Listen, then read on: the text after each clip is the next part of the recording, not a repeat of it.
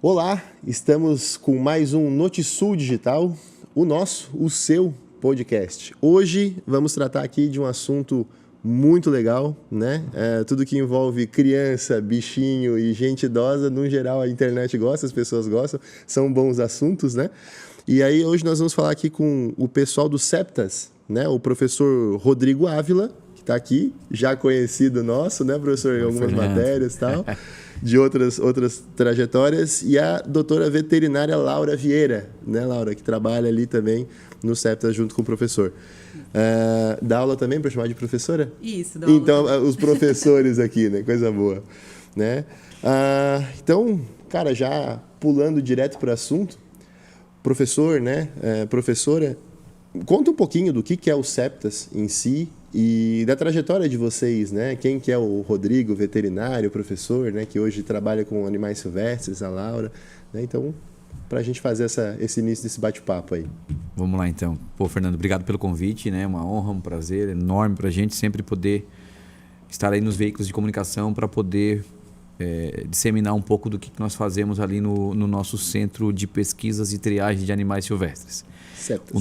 O Septas. O nome ele já vem com essa pegada, né? Então, Santa Catarina, até há pouco tempo atrás, nós tínhamos apenas um CETAS, né? Que é um centro de triagem de animais silvestres. E existe uma demanda muito grande, né? De animais apreendidos, de animais que são resgatados por inúmeros problemas de acidente ou de doença e que ficam à mercê nas estradas ou em outros locais. E as pessoas não tinham para onde levar ou com quem comunicar para levar esses animais. Então, em 2022, a Unisul abriu as portas para a gente ali e nos deixou criar essa estrutura, né? Para receber esses animais que vêm nessas condições, né? De apreensões ou acidentes de modo geral. E eu, né, enquanto professor no curso de Ciências Biológicas e no curso de Medicina Veterinária, tenho uma formação, sou biólogo, tenho mestrado em Ciências Ambientais, sempre trabalhei com fauna, sempre, no licenciamento ambiental, nas aulas propriamente ditas, nas minhas especialidades. Temos um grupo de pesquisa também há muito tempo na universidade que é de zoologia e ecologia de vertebrados, ou seja, sempre voltado à fauna. Então a gente pensou em estruturar esse local para receber esses animais, primeiro, porque o Septas de Florianópolis não tem condições de receber de Santa Catarina inteira. Uhum. Segundo, eu tenho os animais ali e os alunos que podem estar participando e aprendendo cada vez mais. Então a gente vai multiplicar um pouco dessas nossas ações de especialidade para os nossos alunos, para que eles saiam, né, depois para o mercado de trabalho nessa área de trabalho. E uma prática que hoje é um diferencial grande. O aluno poder, Total. Durante o curso, estar em contato com o animal silvestre, não é normal ter uma universidade que possa fazer isso, né? Não. Pouquíssimas universidades no Brasil eles têm essa estrutura que nós temos. Perfeito. Em especial que nós temos aqui na Unisul Tubarão, o filtro fica menor ainda, né? Além dos silvestres, nós ainda temos animais de grande porte ali que está tudo orbitando no complexo médico veterinário, né? Então, os nossos alunos, em poucos passos, eles saem da sala de aula e vão fazer prática. Então, essa é a parte muito legal do nosso curso aqui de Tubarão. Então, é isso. Receber esses animais do estado de Santa Catarina, poder ajudar a devolver esses animais para a natureza. Resumindo, né? Sou biólogo e um apaixonado pelo que faço. Show de bola. Essa peteca para a professora Laura. Professora, e a sua história, né? Quando começou a trabalhar junto também, né? Como é que é o seu envolvimento hoje dentro do centro, no próprio curso também, que é um dos principais cursos que a gente tem hoje a nível de estado, é a Medicina Veterinária da Unisul, né? Pela estrutura e qualificação dos professores e tudo mais. Fernando, obrigada também pelo convite, né? Para mim Imagina. É muito bom estar falando sobre isso. Faz 10 anos que eu trabalho na área já com animais silvestres, né? Então sempre foi meu sonho, sempre foi o meu interesse maior trabalhar com esses animais. Então, ter esse projeto na Unisul, eu lembro da minha época de estudante, né, de aluna, então quando eu queria trabalhar com esses animais, quando a gente não tinha tanta prática com isso, né? Então, montar um centro de reabilitação desses animais dentro da Unisul, então os alunos têm as aulas teóricas e depois conseguir fazer a prática, né? Infelizmente, são animais que não vêm por histórias bonitas, né? Mas acontece, então a gente tem que atender esses animais. Então, essa prática com os alunos é muito importante, né? Então, a gente trabalha com esse resgate. Então, comecei no CEPTAS em 2023. Desde lá, a gente vem resgatando muitos animais. Resgatando não, né? A gente recebe esses animais resgatados e a gente faz a avaliação, a triagem, o tratamento e o resgate desses animais para posterior fazer a soltura. O melhor resgate é aquele que não precisa ser feito, né? Mas, como a gente tem muitos acontecimentos, até como o professor Rodrigo falou, por acidentes, né? Por atropelamentos, por essa proximidade do ser humano com os animais, então a gente acaba tendo que atender bastante animais, né? Então é muito interessante pra gente. Professor, um detalhe na sua frase de que a gente não faz o resgate, né? E eu sei que existe o apoio da Polícia Ambiental, mas tem algum outro órgão, alguma outra entidade, algum outro tipo de profissional que faz resgate e conduz até vocês? Como é que é até chegar o animal? A legislação, ela norteia da seguinte forma.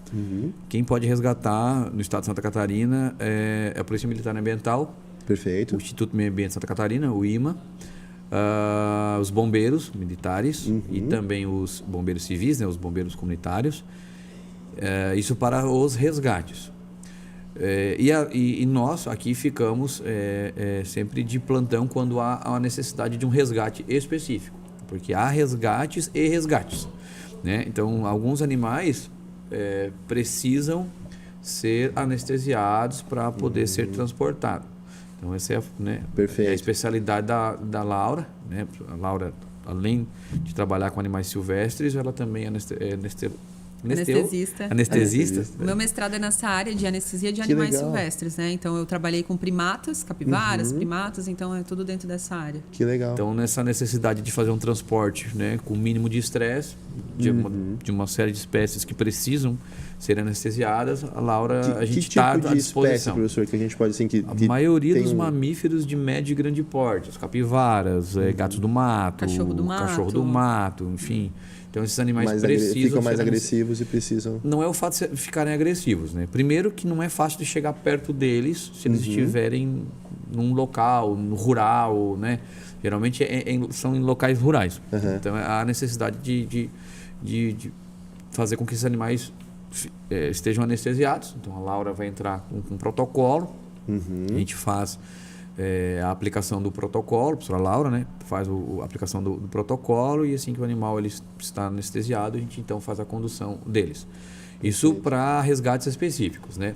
Mas para pessoas, isso é bem importante falar, porque as pessoas às vezes têm medo, sabem que tem um animal ilegal, ou às vezes está lá o pai, ou a mãe, ou a avó faleceu, recebem um presente, um papagaio, um animal silvestre. Principalmente papagaio. E não querem, né, ou não tem tempo, ou não tem essa afinidade de cuidar desses animais e querem conduzir esse animal para algum lugar. Então, é bem interessante falar que as pessoas podem fazer a entrega voluntária. Não há nenhum problema nisso, não há multa, não há processo, nada, é previsto em lei. Então, é só nos trazer o animal, quero fazer uma entrega voluntária. Né? Então, a gente vai perguntar de quem era, de onde é que veio, porque eu preciso, preciso, saber a origem do animal. Mas nada acontece com a pessoa que faz essa entrega desses animais. Né? Então, basicamente, é isso. Se os órgãos competentes que são autorizados a fazer o resgate necessitam de uma captura especializada, a gente está à disposição para fazer isso. Chama a professora Laura. Chama a professora Laura. Boa, legal. Então, né, a gente acabou comentando já alguns casos mais comuns, né, mas tem, além da capivara, papagaios, tem, né, cachorro, gado, mas tem algum outro animal que daí não seja tão comum, mas que possa aparecer por aqui? A gente tem os primatas, né, que a gente recebe principalmente por questão de choque ou de ataque de cães, né, por essa proximidade com as pessoas. Muitas aves, então tucanos, arara não, né, mas tucanos,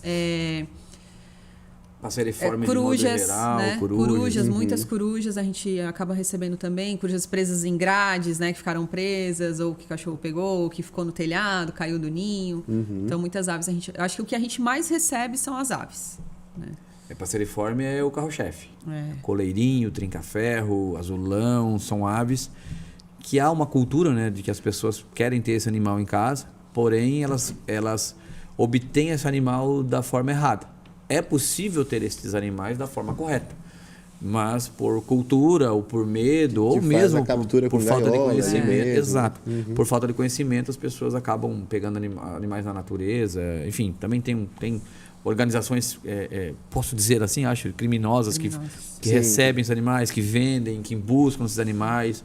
Aqui na região de uma pessoa que buscava semanalmente uma média de 50 aves ali na divisa com o Paraná, até que foi feita uma operação, né? O rapaz acabou sendo preso e que às vezes ele ainda mantém só que a polícia ainda não pegou ele, né? Não sei se eu podia estar falando isso agora. Você está sendo investigado. Mas, enfim, a Polícia Civil faz um trabalho muito legal de investigação desses receptores, desses traficantes de animais, né? Teve uma operação, se não me engano, hoje, né? A gente está falando aqui... Isso. Né? Ontem.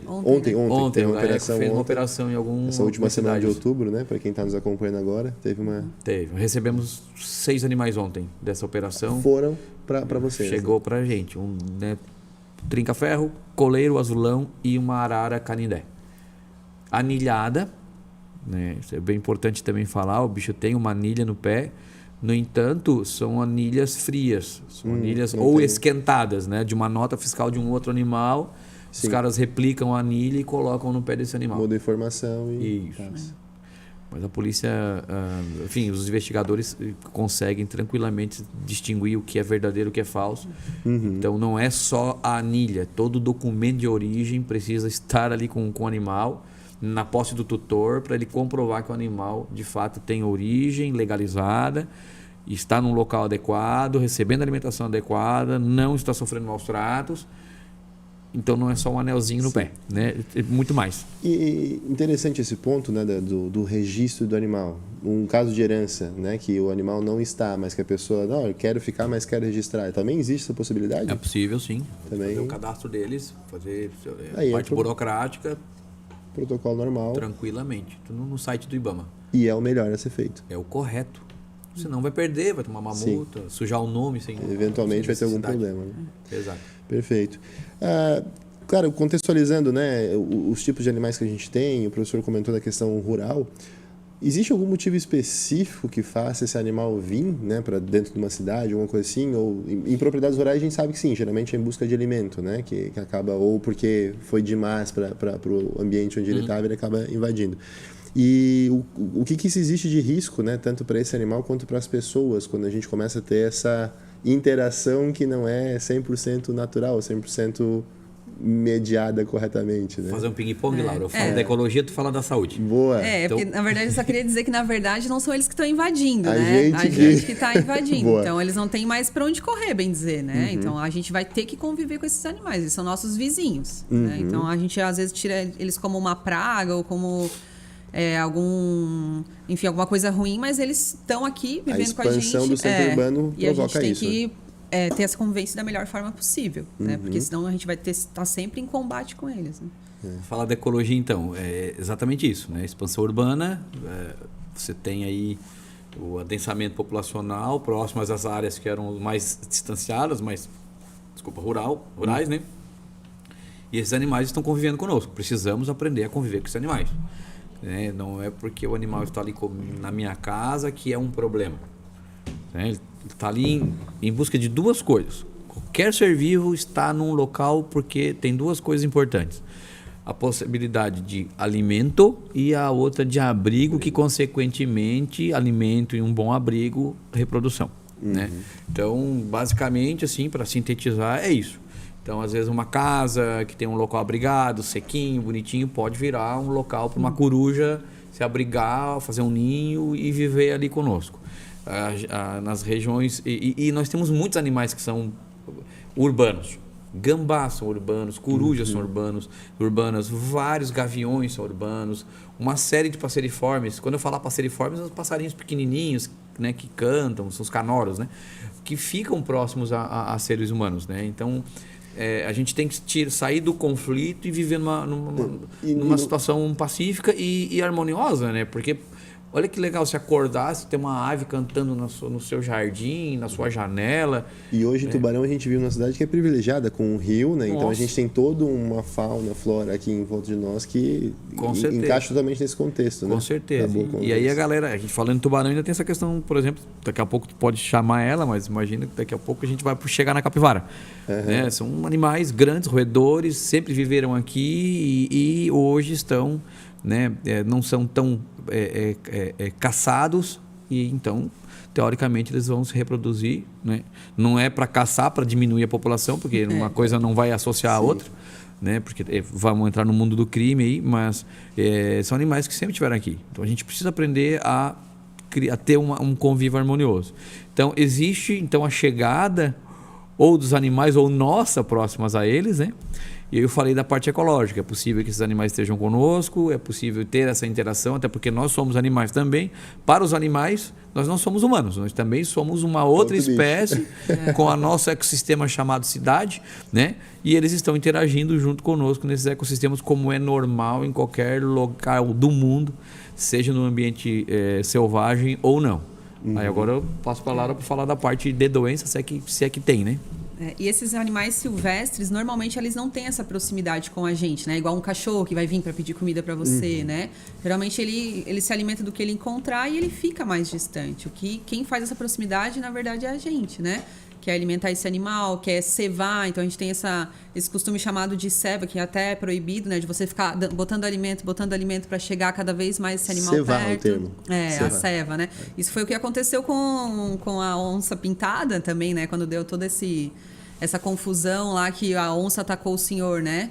Porque tem esse costume de colocar a ceva para se aproximar, para ter mais visibilidade, enfim. Sim. Então, hoje em dia, as pessoas tentam se aproximar mais dos animais silvestres e esquecem tudo que pode acontecer com aquela proximidade, inclusive a morte, né? Sim. Então, claro, aqui a gente não tem a onça pintada, que é um dos animais mais ferozes, mas a gente tem outros animais e trazendo eles para perto a gente traz vários tipos de acidentes. Então, com o próprio cachorro, né, com o próprio gato. E as pessoas não sabem que a maioria das doenças que os animais domésticos têm vai passar para os animais selvagens, né? Então, a sinomose, que todo mundo vacina para que o cachorro não pegue, a parvovirose.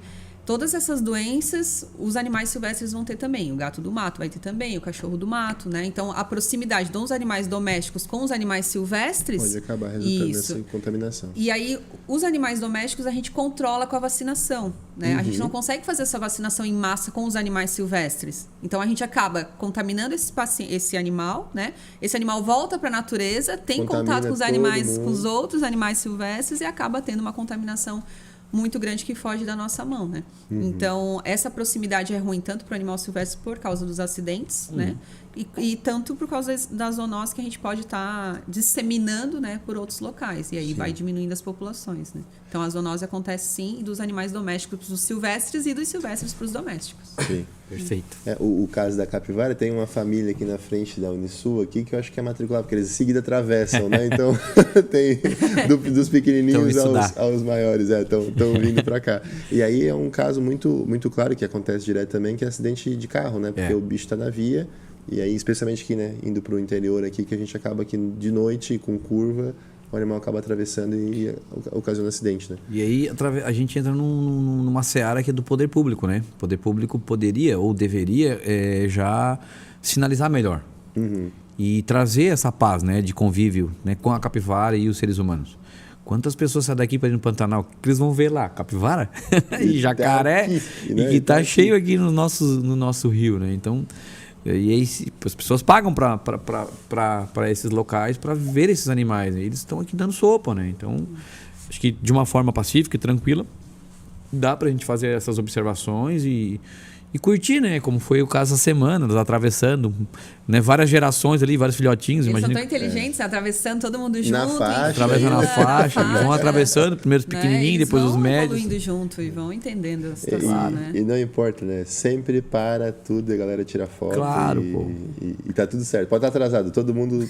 Eu acho que faz um tranquilo. dia melhor para uma pessoa que cara, eu tenho certeza energia. que a pessoa que tava ali nervosa ou agitada ou com pressa, ela pessoa olha uma situação dessa, ela dá uma relaxada, isso é bom? Já mostra pro filho. Isso é pra super filha. importante, imagina. É um tipo de qualidade de vida que é privilégio.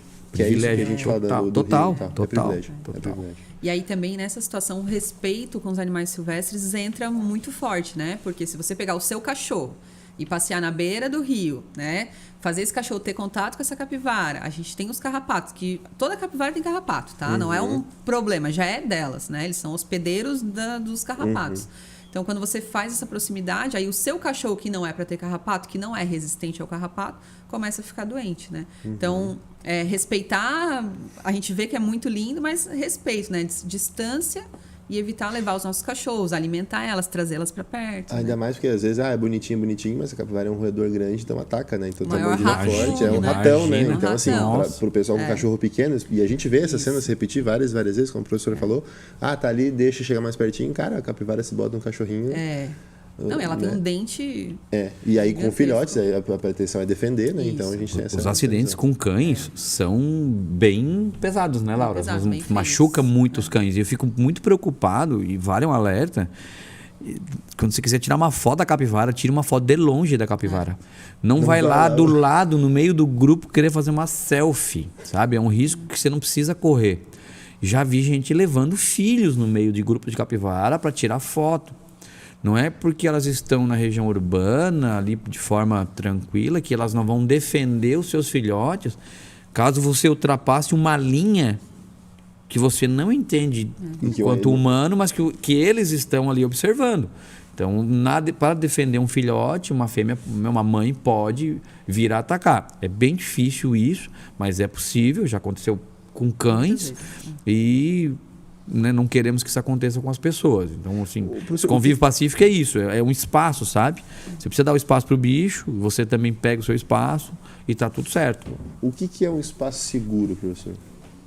Assim, para contextualizar, tô passando, ok, vou dar o ladinho, beleza, Entendi. sabe, né? Mas o outro lado da rua é seguro? É 2 metros, é 3 metros? O que... É bem difícil. Técnica, se for eu fazendo uma observação, eu faço uma leitura do animal, porque eu trabalho com comportamento animal. Sim. Então eu sei aonde eu estou chegando que está incomodando. Mas para as pessoas de modo geral, né, que não trabalham na área, Não ultrapassar a calçada, né? eu faço isso. Hoje eu faço isso. Quando eu estou com os meus filhos, eu atravesso a rua.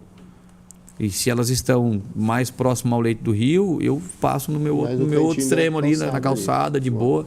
Passo longe, né? Continuo, não paro para olhar, porque o nosso olhar pode ser um movimento de intimidação para o animal. Então você passa, continua tranquilo, não tem problema de tirar uma foto, mas tenta não ficar encarando e continua a vida. Não provoca. Não provoque. Até os cuidados, né? Não passear com o cachorro sem coleira perto dela, né? Não sentar na grama para a gente não pegar o carrapato também, né? Não pegar algumas doenças.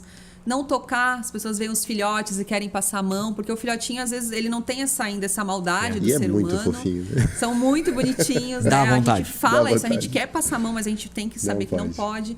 Até porque é crime ambiental. Você tocar o animal silvestre, se alimentar, você pegar ele, Sem então isso autorização, é crime, né? né?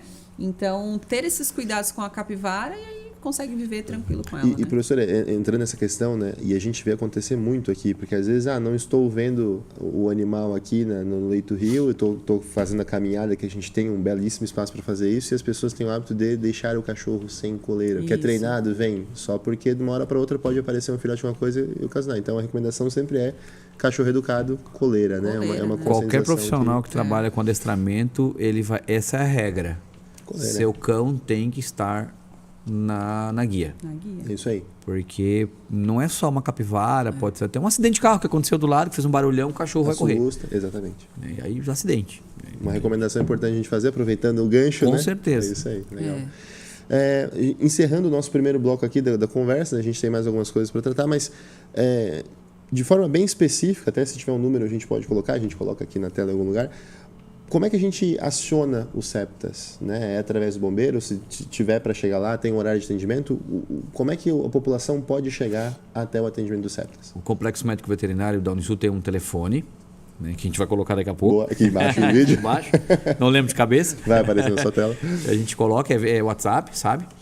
Mas para resgates é sempre com a Polícia Militar Ambiental da região. Então aqui na nossa região é a Polícia Militar Ambiental de Laguna na região da ANRE, que é a Polícia Militar Ambiental de Maracajá. Ou os bombeiros, tanto os voluntários quanto os bombeiros militares. Se houver necessidade, eles nos chamam para ajudar. Mas são eles que fazem esses resgates, essas capturas que são necessárias aí. Boa, então, até mesmo para fazer denúncias é com eles. Boa, então atendimento do complexo veterinário ir até lá, mas o Animais Silvestres aciona as unidades ali da Polícia Ambiental, bombeiro, né? E aí toma seu encaminhamento. Perfeito, isso aí. Boa. E os números vão estar aqui embaixo. Daqui a pouco. Show. Agora falando mais especificamente do trabalho, como é que é o processo de reabilitação de um animal desse com vocês, desde a chegada? Claro, cada caso é um caso, a gente sabe. E aí eu gosto muito de falar, porque a gente acompanhou a história da Corujinha ali, que fez uma ou duas matérias junto. Mas é um exemplo disso, né? Quanto tempo costuma levar, as principais intercorrências, como é que o aluno ajuda a atender esse tipo de animal? É na prática já ou não? É só com os profissionais já formados? Contar um pouquinho lá dentro, né? Portas fechadas lá e atendendo os pacientes lá. Esses animais eles vão chegar para a gente através da polícia, geralmente da polícia, né? Então a gente faz uma identificação dessa espécie, porque tem muitas espécies diferentes, né? Aí o professor Rodrigo determina qual a espécie que é, para a gente conseguir catalogar direitinho, e aí vai para o atendimento veterinário, né? Então a gente faz a triagem desse paciente, vê o que aconteceu. Muitas vezes não tem histórico, né? A polícia recebeu de algum local, mas a gente não sabe o que aconteceu, então a gente vai mais pelo sinal clínico que ele está apresentando. Então a gente faz os exames necessários, radiografia, exame de sangue, né? Para tentar chegar no diagnóstico. Todo esse passo a passo o aluno já está acompanhando também, quem faz estágio com a gente ali dentro, né? Quem estuda, quem está na matéria também, a gente já consegue acompanhar. Então a gente é aberto para os alunos, né? Principalmente aqui da Unisul de Tubarão, mas a gente já recebeu também outros alunos de Florianópolis. Legal. Então a gente faz esse atendimento, chega no diagnóstico, né? E faz aquela avaliação para ver se esse animal é possível de voltar na natureza, né? É possível de fazer uma reabilitação, ou a gente precisa determinar algum local que ele vai ficar para o resto da vida. Porque a gente pega muitos animais que tem que ter a asa amputada, né? Ou perde algum membro. Então, são animais que a gente não consegue mais devolver para a natureza, né? Professor, em um caso desse, assim, beleza, quando volta para a natureza, né, é feita a soltura e está tudo certo. Depois, né, enfim, acompanha-se. Mas num caso desse, quem que recebe? Como é que funciona essa... Aí tem que ter as parcerias com os parques zoológicos, né? Que a gente consegue fazer esse contato para conseguir ter um local, um recinto adequado que esse animal possa ter uma qualidade de vida para o resto da vida dele. Tem algum aqui em Santa Catarina que costuma se trabalhar nesses casos? Quem faz o encaminhamento é o IMA, né? Mas quem tem recebido animais da gente aqui é o Aquário de Balneário Camboriú. Legal. É o Zoológico de Camboriú. Nós já encaminhamos aves para o Rio Grande do Sul, né? Ano passado. Enfim, Pomerode também. Pomerode. O IMA tem um catálogo destas de estruturas locais. que tem esses animais, né? Que podem receber os animais. Vocês fazem a análise, o diagnóstico, tratamento e daqui para frente isso não pode mais ser inserido. E aí o IMA vem e faz a relocação deles. Essa é uma luta constante, né? Porque é um gasto, né, para o Estado manter esses pacientes, esses animais que não vão voltar mais para a natureza. A gente entende, eu como veterinária entendo essa parte de financeira, mas eu também entendo o lado do animal, né? Sim. Tem muitos animais ali que não tem uma asa ou de repente não tem um membro, mas tu olha para aquele animal, ele tá lutando para sobreviver, ele come bem, né? Ele tenta se adaptar, já com o urubu lá que teve que ser amputada uma pata dele agora, que ele levou um choque lá em Criciúma, eu acho que foi. Isso. E eu tive que amputar a pata dele. Mas assim, ele vai com uma pata, ele anda, ele come, sabe? Aquele paciente que ele quer sobreviver, né? Sim. Então, assim, a gente olhando pelo lado do animal, as pessoas falam, não, mas é o bem-estar. Mas eu olhando para ele, eu tenho certeza que ele tá bem, né? Ele tá tentando sobreviver, né? Então, é esse outro lado. Então, a gente tem que achar locais que consigam receber esses pacientes. Eu acredito muito mais na educação ambiental que esses parques conseguem fazer com esses animais que não conseguem mais voltar para a natureza do que os animais que conseguiriam voltar para a natureza, né? Sim. Porque os animais que têm asas, que hoje estão num recinto, numa gaiola, mas que podem ser reabilitados para ser soltos, dariam lugar para esses animais que não podem mais ser soltos, né? Então, por que eu vou deixar um animal que tem as asas certinhas, plenas, saudáveis dentro de um recinto, se eu posso... Tem muitos outros animais que precisam desse local, né? Então, eu acredito que a gente possa começar a trabalhar com isso, né? Esses animais que não conseguem mais ser soltos, mas podem servir para para a educação ambiental, para as pessoas conhecerem, né? E saber tudo sobre aquela espécie ali. Então é uma luta diária. E sensibilizar, né, a população, né, de que muitas vezes você não vê o animal, você não tem esse histórico que a gente tem, da quantidade de animais que nós recebemos por diversos problemas. Então, quando a gente consegue encaixar a educação ambiental, né, mesmo nesses animais que não podem mais voltar para a natureza, por intercorrências, né, de fraturas, aves são bem difíceis de serem recuperadas após uma fratura. Então não tem sentido a gente fazer eutanásia, né? Porque esse animal tá vivo, tá bem e pode ser encaminhado e vai poder ser utilizado para uma outra função ecológica, digamos assim, que é sensibilizar as pessoas, né? Que existe um mundo natural, selvagem, lindo, maravilhoso e que a gente precisa entender melhor. Então, eu não vejo nem como um gasto do Estado ou como um gasto da universidade, mas sim um investimento de qualidade de vida. Porque a quantidade de animais que nós soltamos é bastante grande. Que nós devolvemos para a natureza é bastante grande. E a partir do momento que eles voltam para a natureza, sim, eles vão plantar mais árvores, eles vão controlar mais animais, sabe? Faz o ecossistema funcionar, vão controlar pragas, vão plantar mais árvores, então vão fazer aquilo que eles de fato foram feitos para fazer, né? Que as suas relações ecológicas com a natureza. Então, assim, é um baita de um investimento, sabe? As próprias políticas de conscientização que a gente tem se beneficiam disso, porque já está sendo investido. Então, tecnicamente, auxilia ter o case, né? Ter a referência, a prova social ali da política, né? Cara, esse é o caminho. A gente tenta sensibilizar, inclusive, o órgão ambiental. Que às vezes não tem esse entendimento que a gente está tendo, sabe? A gente às vezes recebe algumas críticas. Vocês estão soltando esses animais que ficaram em gaiolas por um bom tempo. Eles não... O que a gente mais acha nas redes sociais são os especialistas, né? Pós-docs de rede social, né? Esse animal não vai mais voltar para a natureza. Existe um processo evolutivo de milhões de anos para esse animal ser o que ele é agora. Não é porque você botou ele na gaiola por 1 ano, 2 anos, que ele vai perder isso. Entendeu? Então, você não perde o que você tem de genética, de instinto, daquilo que você foi feito lá na natureza. É DNA, né? É DNA, tá lá, sabe? Tá latente, é só você startar isso. Então, quando a gente devolve os animais para a natureza, a gente tem certeza que eles têm condições de achar alimento e de fugir de possíveis perigos. Estando na natureza, é possível que haja perigos. A todo tempo na natureza existe presa e predador. Então não é porque um animal que a gente soltou vai ser presa fácil. Não. A gente não é nem um pouco louco em fazer isso. Pegar um animal e soltar assim do nada. Então eles passam por um processo. Certo? Eu já quero... Isso é quase um desabafo agora. Não. As pessoas vão lá para... vocês estão soltando o bicho, ele vai morrer. Não vai. Ele não vai morrer. Foi preparado para a soltura, exato. Né? Porém, lá na natureza, todos os dias alguém precisa... perder a vida para que o outro sobreviva. Então existe uma relação existente. Então tem presa e predador. Então para nós isso é natural. As pessoas ficam, tadinho. Viva você numa gaiolinha pequenininha, pulando de um puleirinho para o outro. Quando você se coloca no lugar do bicho, você vai entender o que eu estou falando. Então, a pandemia mostrou isso, né? Vamos ficar em casa. Perfeito. E a gente viu o que aconteceu. Mas isso é uma justificativa dos passarinheiros. A justificativa dos caras que querem ter os passarinhos na gaiola. Não dá pra soltar porque vai morrer. Eu escutava isso também quando era pequena. Não dá pra soltar porque eu queria soltar os passarinhos. Não vai dar pra soltar porque vai morrer, né? Morre nada. Se vira, a natureza acha um jeito, né? Com certeza. Com certeza. Natureza os bichos são espertos pra caramba. São muito espertos. E aí eu quero também desmistificar uma outra coisa de setas, né? Nós não ficamos fazendo eutanásia por fazer. Quando é necessário fazer eutanásia, cara... a gente inclusive ir embora, hoje ficamos sem o dia não tá legal porque a gente precisou, né, conduzir um animal para eutanásia. Isso não é bom, a gente não tá ali para isso, porque existe alguns papos orbitando em setas, né? Setas é um local que o bicho vai lá para morrer, não, ele vai lá para a gente lutar junto.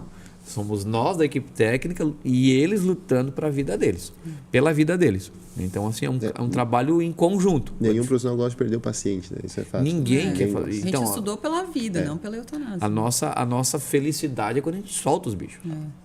A gente faz todo o nosso trabalho de segunda a segunda para poder chegar no momento e abrir portas e eles voltarem para a natureza. Não queremos de maneira nenhuma perder uma vida ali. Também não recebemos dinheiro, certo? A gente tem um investimento da universidade, um investimento do Estado, né? E a gente então trabalha dentro de um recurso que é para poder matar a logística ali, né? Ou seja, resolver o que nós temos de logística. E eu estou falando isso porque esse dia eu fui questionado. Vocês recebem um monte de dinheiro do governo e não e fica com dinheiro e os bichos morrem tudo. Não, tá doido? Não fala, tá louco? O número de reabilitados é muito maior do que... É muito grande. Assim como existe um número, por exemplo, agora é época reprodutiva. Então, primavera e verão é época que aves, mamíferos, répteis, anfíbios estão em pleno vapor na reprodução. E existem as intercorrências que acontecem com eles, né? Então, gambás, por exemplo, é o nosso carro-chefe agora. A mãezinha gambá, que está cheia de filhote pendurado, passou na casa de alguém e o cachorro mordeu. Ela morreu e está cheia de filhotinho. Então, dependendo do estágio de desenvolvimento dele, tem tudo para sobreviver todo mundo ou tem tudo para todos não sobreviverem. Porque eles são um grupo de mamíferos, que nós chamamos de marsupiais, que é um outro planetinha no desenvolvimento embrionário. Às vezes, morreu tudo os bichos que eu levei para vocês. Porque eles chegaram, infelizmente aconteceu um acidente, e infelizmente aquele momento de desenvolvimento daquele grupinho de filhotinhos ali dificilmente sobrevive sem a mãe. Mas nem abre a boca ainda. Não abre o olho, não abre a boca, não entende, né? Então, mas estamos lá, tentando a cada 2 horas, né, Lau? Tentar dar leite, tentar dar comidinha e a gente sempre consegue com os animais devolver. domésticos também, né? Filhotinho de gato, filhotinho de cachorro, é bem comum ter essa fase ali que é muito, muito... Bem crítico. E é silvestre. Não é um animal que é domesticado. É um outro tipo de leite, outro tipo de nutrientes que tem no leite, que às vezes a gente não consegue reproduzir isso tão eficazmente, tão eficaz assim, né? Sim. O professor falou de números. A gente tem uma média assim no panorama de quantos pacientes foram atendidos? Quase 3 mil já. Já. De 2022 até hoje. Quase 3 mil bichinhos passaram pela gente. Várias felicidades, várias tristezas. Várias vezes fui embora chateado. Não porque morreram, mas porque a gente se apega, não tem como não. A gente fica e a gente fica lá, né, de coração de ferro, dando aula para os alunos. Não pode dar nome, não pode se apegar aos animais. Os primeiros a dar nome aos animais somos nós, e os primeiros a se apegarem aos animais somos nós. Então, assim, é porque não tem como, sabe? Filhotinho, um animal que às vezes é domesticado, você chega lá e te dá bom dia. Você não tem como não dar bom dia. Né? Você chega lá, oi, tudo bem? Não tem como tu não dizer oi, tudo bem pro passarinho que tá te dando. Já sou educado para dar oi, bom dia para as pessoas. Um bicho falar comigo, eu falo com ele também, sabe? Então, mas geralmente os animais que não vão ser mais soltos, né? A gente tenta fazer esse trabalho com os animais que a gente sabe que vai soltar, para não ter esse imprint, né? Para não ter essa proximidade com o ser humano, igual a gente tá com o filhotinho de cachorro do mato lá. Agora ele tá na época que ele precisa da mãe, né? Tem que ter alguém para dar a mamadeira, para ficar próximo, para ter essa afetividade. Mas depois ali dos 3 meses, 4 meses, quando ele começa a ficar mais independente, aí vai ter que ter esse afastamento, né? A gente vincula e depois desvincula, sabe? E na natureza acontece também, né? Claro. Também, porque senão não sobrevive, né? A gente segue a conduta de cada espécie, né? Exato. Quanto tempo ele fica com a mãe, o gato, o cachorro, né? Tudo isso pra gente conseguir imitar a natureza para depois soltar ele. Falando... Agora vamos rir junto e chorar junto. Bora. 3 mil atendimentos, né? Muita história. O que assim, a que mais marcou? Uma de cada, pelo menos, né? Pode ser uma boa, uma mais ou menos, tudo certo, mas pelo menos uma história de cada aí que marcou muito vocês. A gente teve um último agora, que foi o nosso não, né? Foi o macaquinho, né? Foi o Frederico, que ele não se sabe direito o histórico dele, mas suspeitos que ele foi atacado, né? Ele tinha uma lesão de coluna bem feia. Então, ele tinha uma alteração de coluna que ele não mexia mais os membros posteriores, aqui as perninhas dele, né? Então, ele precisava de uma cirurgia. Só que antes da cirurgia, por essa paresia de membros, ele já sentia bastante dor. Então, ele começou a comer os pezinhos, os dedinhos, né? A gente tentou estender, não fazer essa cirurgia, porque é um animal muito pequenininho, muito filhotinho, tinha os riscos cirúrgicos, né? Mas não teve como evitar, porque ele estava já se machucando, se mutilando, né? Se automutilando, então ele teve que ir para a cirurgia, mas a gente não teve um bom um bom resultado, ele acabou vindo a óbito, né? Então, o macaco primata é muito parecido com a gente, então o jeito dele comer, o jeito dele olhar pra gente, né? Só que é uma situação que, a gente não sabe se foi uma queda, um atropelamento, né? Um trauma por cachorro mesmo, se foi isso que aconteceu. De onde é que o Frederico veio? O Frederico veio... Ele veio de... Puta, aqui do norte. Mas ele foi não chegou a ser Floripa, né? Mas aqui na região. Na região, é um macaquinho prego. Então, um macaco prego, filhotinho. Então, é uma situação que a gente se apega, a gente queria que tivesse dado tudo certo, né? Mas aí já tinha essa lesão, ele começou a se automutilar. Então, é um animal silvestre, mais difícil de a gente conter. Um macaquinho que tudo ele tira, né? Curativo ele tira, ele é muito inteligente, usa as mãozinhas para tudo. Sim. Então, infelizmente, ele veio a óbito, né? Então, foi um dos últimos casos agora que a gente pegou que foi... óbito, né? Mas de soltura. De soltura, uma assim que vai. É uma coisa boa, né? Cara, então eu ia contar a história do papagaio, do Frederico. Eu tenho várias, assim, né? Para cada uma situação eu acabo guardando na minha memória como uma coisa muito boa ou às vezes uma tristeza, né? Pelo que aconteceu com o animal. Mas vamos lá, em 2016, não. Depois de 2016 teve uma cheia, depois de 2022 ou 2023 teve uma chuvarada na região e tiveram três tucaninhos que caíram do ninho. Alguém trouxe pra gente, 3 filhotinhos, sem pena nenhuma, era só bico, né? Só via bico, não via mais nada. E aí a gente tratou, os 3 sobreviveram, os 3 cresceram. E no dia que eu fui soltar os 3, eu fiquei com esse pressentimento. Será que eles vão embora? Será que vão mesmo? Será que não vão? Quanto tempo ficaram, professor? Ficaram conosco, acho que uns 3, 4 meses, assim, até ficar todo empenado, tudo, né, numa fase de soltura mesmo. Eles ganham um filhotinho de ave, eles ganham muito rápido peso e crescem muito rápido, né? E aí eu levei para fazer uma soltura junto com outras aves, abri as caixas, ninguém olhou para trás, ninguém me agradeceu, ninguém mandou um beijo, sabe? Só foram. E aí cara, nem uma olhadinha final, né? Pra gente poder ir embora feliz. Cena bonita. Mas assim, brincadeiras à parte, assim, né? Foi um momento bem massa, assim, né? Um bicho que quebra isso, né? Porque o animal foi criado por mim desde filhote e daqui a pouco ele não vai embora. Não, eles vazaram, nem deram tchau. Pupila dilatou, viu aqueles vazou, exato, né? Genética pura. Igual os passarinhos da gaiola dos criadores, né? Chegam pra gente, a gente abre a portinha e eles... Nem olham pra trás. nem olham. Liberdade. É o que ele tá cantando ali, né? Pedindo. Exatamente. Mas bem rapidinho, então, um papagaio ali que tava com a gente. Eu recebi uma mensagem do pessoal da segurança. Professor, tem uma criança aqui dentro do hospital. Aí eu mandei por mensagem, como assim uma criança? Tem uma criança aqui chamando papai. Papai, assim, cara, é o papagaio. E de um papagaio que a gente chegava lá, ele tinha uma vozinha muito bonitinha, ele tinha uma dicção muito boa. Não parecia ser uma ave falando, parecia de fato um ser humano. E ele é desses do bom dia, do boa tarde, boa noite, papai. E o guarda passou ali para revisar e começou a ouvir um papai. Ficou assustado. A gente tá do lado anatômico, inclusive. Ficou assustado e mandou mensagem para mim, assim, cara, esse é o papagaio, fica tranquilo. E aí o que aconteceu? O papagaio fugiu, saiu da gaiola e voou, passou na frente dos sensores do alarme e começou a tocar o alarme. E aí ele foi lá ver o que era e começou a me ligar e já não entrou mais no recinto porque achou que tinha uma criança chamando um papai ali, né? Não sabia se era uma alma ou... Bem anatômico ainda? Bem do lado anatômico. Não é pra todo mundo também. Não é pra todo mundo. Não é pra todo mundo. De noite ainda. Nossa. Boa. Bom, legal pra caramba. Também pro último bloco, finalizando nossa entrevista aqui. Mas para a gente falar um pouquinho mais, né, dessa questão da educação, da cidadania ambiental, que é um tema importantíssimo, e a gente está longe de onde tem que chegar, isso é fato. Tem muita coisa acontecendo, muito já se ganhou, mas quando a gente olha no panorama geral, tem muito a ser desenvolvido, né, de pequenos detalhes. E aí, de que forma hoje, né, vocês, através do CEPTAS, tal, fora o atendimento que se tem, acabam contribuindo para matar essa curiosidade de algumas coisas, né? Em entrevistas como essa, eventos, o que mais que vocês acabam agindo? Tem alguma ação em escola, alguma coisa assim que acaba que é feita através do CEPTAS? Fazemos.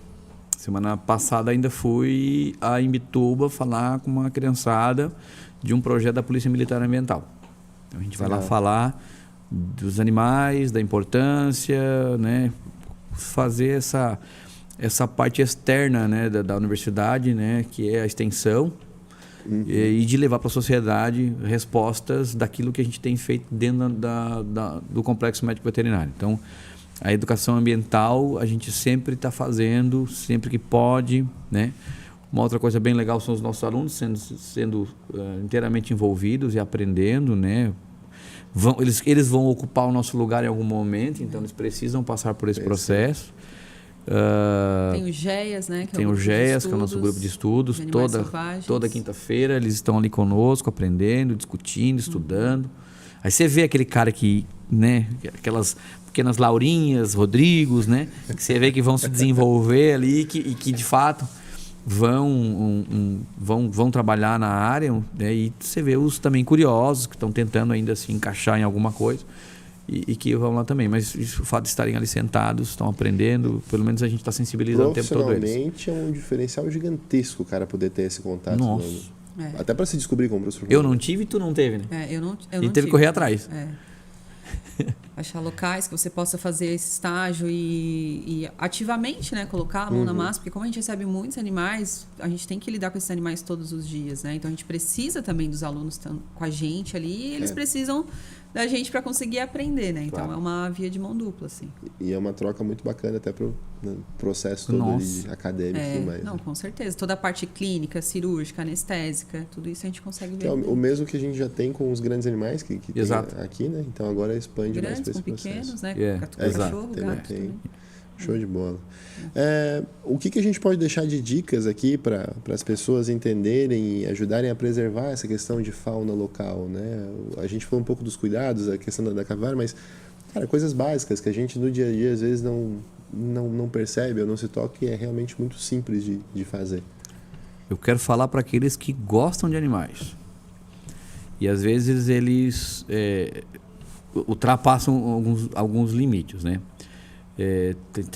Nós temos muitas pessoas que cuidam de cães de rua, de gatos de rua, e às vezes elas se deparam com silvestres. São duas coisas totalmente distintas. Boa. Certo? Então, assim, para os protetores de animais, de modo geral, e que já são sensíveis às causas dos animais, que não só cachorro e gato, é claro que cão e gato você pode intervir muitas vezes porque não há uma legislação específica que pode ser aplicada em cima de você caso você toque um animal silvestre, leve um animal silvestre para casa. Né? Então, por exemplo, quando encontrar um animal silvestre, vai lá no Google rapidinho, pega o número da Polícia Ambiental, liga para eles e eles vão fazer aquilo que de fato é certo e os encaminhamentos corretos conforme a legislação.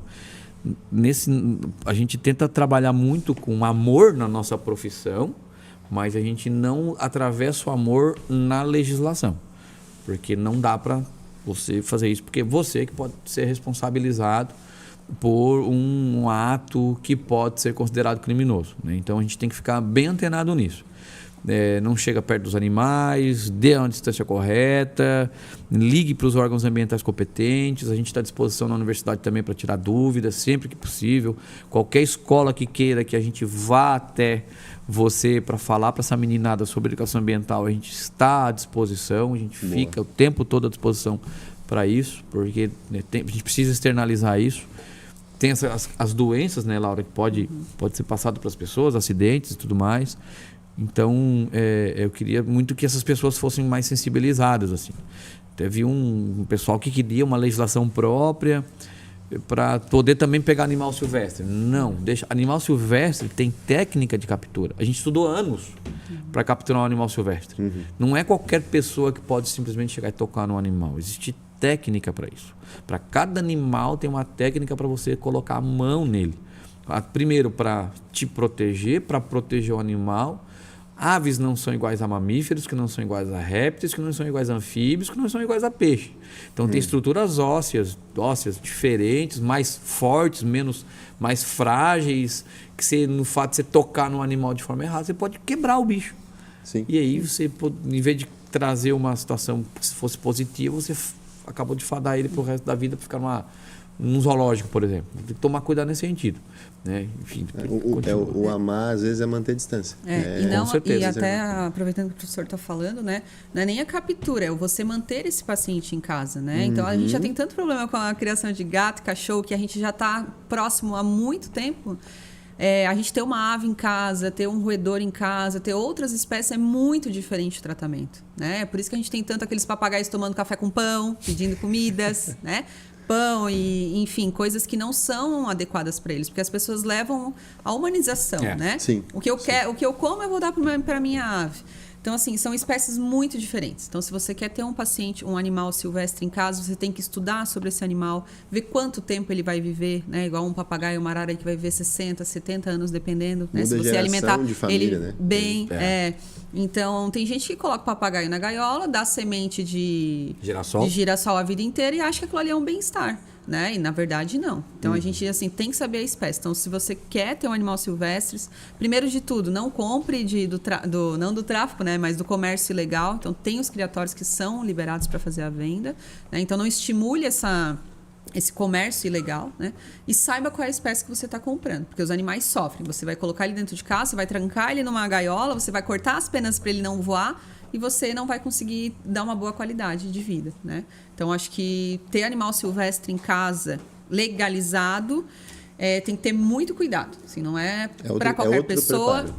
Não é para qualquer pessoa e não é fácil de ter. Tem que ter muita paciência, muita calma, né? Dar a melhor qualidade de vida possível, porque você vai trancar ele, então você vai dar o melhor alimento, você vai dar a melhor qualidade de vida e muitas vezes você não consegue fazer isso, né? Você sai para trabalhar 8 horas da manhã e volta às 6 da tarde. O animal fica sozinho o dia inteiro.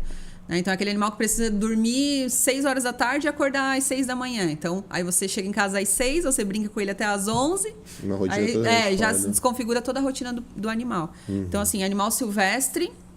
Começa que animal silvestre não é pet, né? Não vai te seguir, não vai... O nome já diz, né, professor? Silvestre. Silvestre não é pet. Né? Não é então, pet. tem que ter muito cuidado quando a gente vai comprar esse animal e deixar ele em casa. A Laura falou uma coisa extremamente importante. Apesar de ser legalizado, existe uma coisa. Você comprou um macaco, ele vai vir com genética de macaco. Ele vai fazer macaquices, né? Brincadeiras à parte, ele é extremamente... tem uma energia enorme, é um animal que quer tocar tudo, vai querer... Aí, em vez de você ter um animal que te traria paz, tranquilidade, ele vai te dar muito estresse. Por quê? Pelo comportamento que ele vai expressar na sua casa. Ele vai expressar comportamento de macaco. Ele não é pet.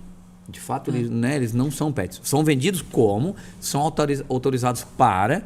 No entanto, se você quer um animal silvestre legalizado, te prepare, estude bem sobre o comportamento desse animal, saiba fazer uma boa leitura desse animal, saiba como e onde comprar os melhores alimentos para eles, porque lá na natureza eles escolhem. E se você só oferecer porcaria, ele vai ter que comer porcaria, porque ele vai querer sobreviver.